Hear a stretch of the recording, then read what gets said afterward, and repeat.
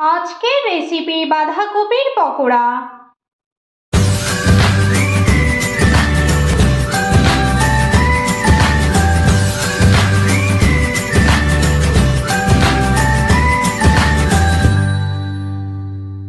নমস্কার বন্ধুরা, অপরাজিতাস কিচেনে আপনাদের সবাইকে স্বাগত। আশা করি আপনারা সবাই ভালো আছেন। আজ আমি সম্পূর্ণ নিরামিষভাবে মুচমুচে বাঁধাকপির পকোড়া বানাবো। কিভাবে খুব সহজে আর খুব তাড়াতাড়ি এটা আমি বানাবো তা দেখে নিই। বাঁধাকপির পকোড়া বানানোর জন্য আমি এখানে একটা বাঁধাকপি নিয়েছি। এই বাঁধাকপিটাকে আমি কেটে কুচি করে নেব আর তারপর ধুয়ে নেব। বাঁধাকপিটা আমি কেটে ধুয়ে নিয়েছি। এবার এই বাঁধাকপিগুলো আমি একটা বোলের মধ্যে নিয়ে নেব।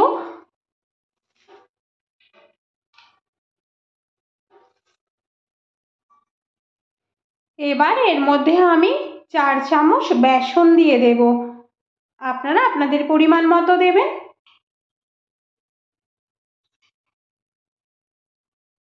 এর মধ্যে এবার 1 চামচ আদা কুচি আর একটা কাঁচা লঙ্কা কুচি দিয়ে দিলাম। হাফ চামচ লবণ দিলাম। কালারের জন্য হাফ চামচ হলুদ দিলাম। 1 চামচ জিরে গুঁড়ো দিলাম। 1 চামচ ধনে গুঁড়ো দিলাম। হাফ চামচ শুকনো লঙ্কার গুঁড়ো দিলাম। 1 চামচ গরম মশলা গুঁড়ো দিলাম। এবার আর 1 চামচ চিনি দিয়ে দেব আমি। এবার এটা আমি ভালো করে মেখে নেব। এর মধ্যে একটুও কিন্তু আমি জল দেব না। এই বাঁধাকপি থেকেই জলটা বেরোবে। আমি এর মধ্যে লবণ দিয়ে যেহেতু বাঁধাকপিটা মাখছি, সেজন্য বাঁধাকপি থেকে জল ছেড়ে দেবে। আমি এটা চেপে চেপে একটু মেখে নেব। মাখতে মাখতেই বাঁধাকপি থেকে জল ছেড়ে দিয়েছে।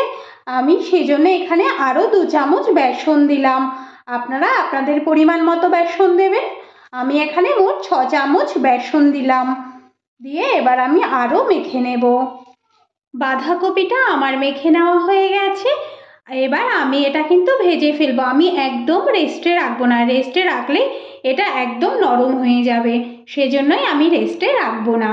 এখানে আমি একটা কড়াই বসিয়ে তার মধ্যে তেল গরম করে নিয়েছি। তেলটা আমার গরম হয়ে গেছে। এবার আমি এর মধ্যে বাঁধাকপিগুলো গোল গোল করে এভাবে ছেড়ে দেব। এভাবে আমি সমস্ত পকোড়াগুলো ভেজে নেব।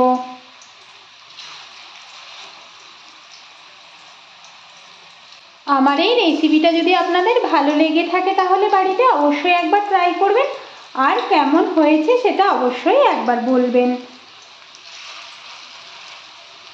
এখানে আমি গ্যাসের ফ্লেম মিডিয়াম টু হাইতে রেখে ভেজে নেব পকোড়াগুলো। একটা সাইড হয়ে গেলে আমি অপর সাইডটা উল্টে দেব। এটা আমি সম্পূর্ণ নিরামিষভাবে বানিয়েছি।